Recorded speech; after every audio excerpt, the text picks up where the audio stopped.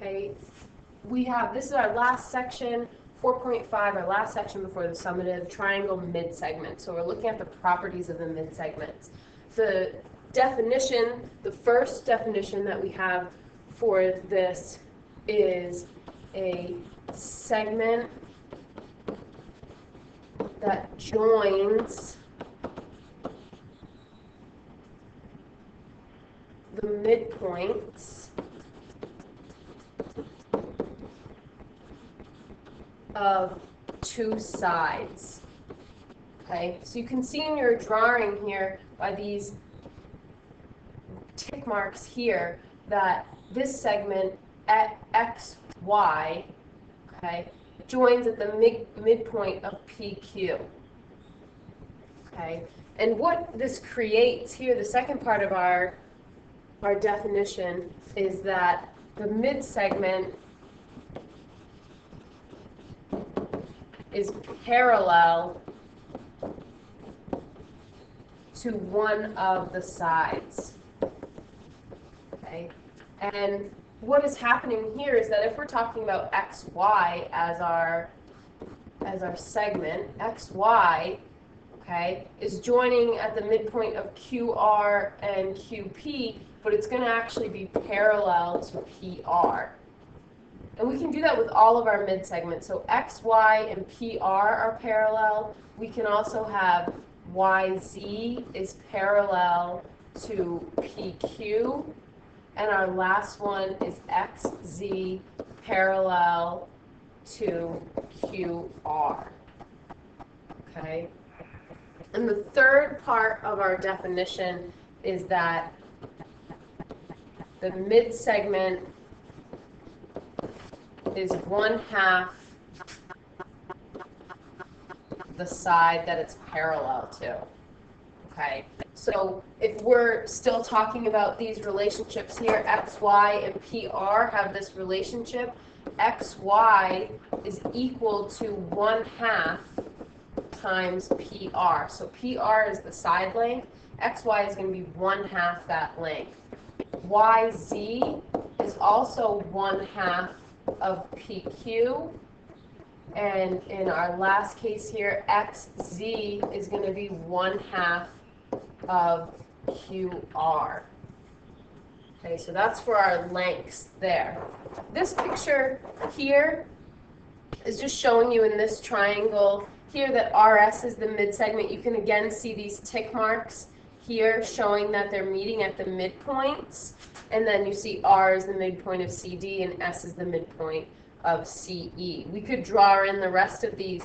Your midsegments are going to create this smaller triangle within your bigger triangle. So you have the small triangle within your big one, and it's got all of these properties.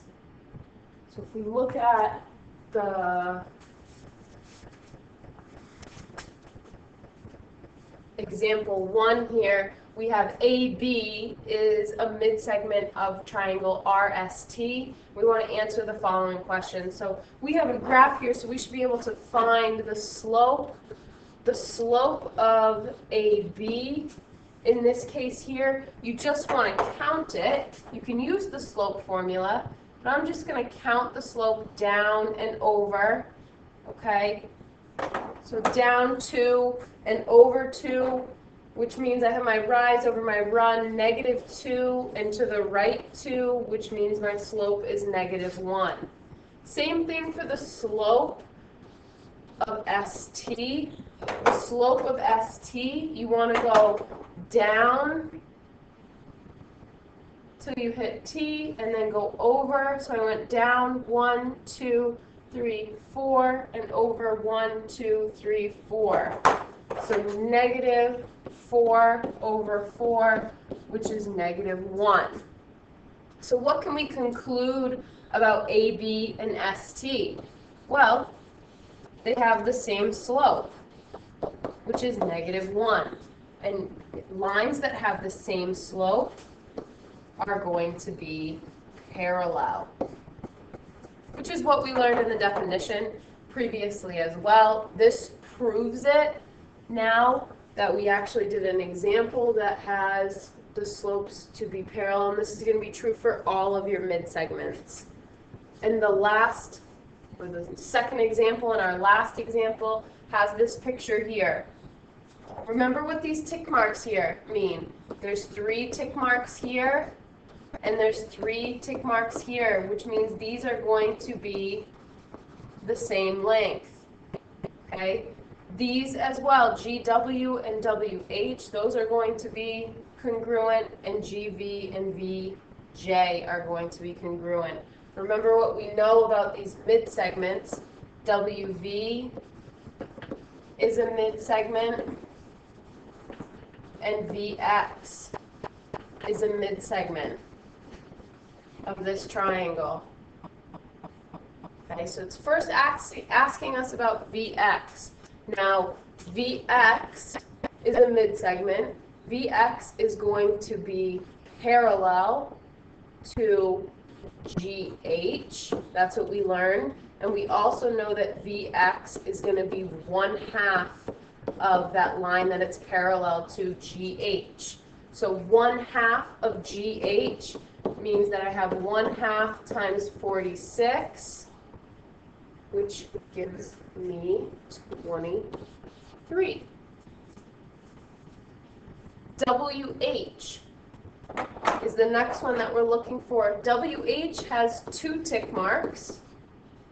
GW also has 2 tick marks. So those 2 are going to be congruent. I know that GH equals 46. And I know that my midsegments meet at the midpoint. W is the midpoint of GH, which means WH is going to be 1/2 of 46, so it's going to be 23. And the last one, the measure of GWV. GWV is this triangle right here. Okay. What we can conclude from this angle right here at the top is also going to be these angles inside here. So this angle is going to be 92 degrees. Okay, so complete this classwork here. There's a formative for you to do after you complete this.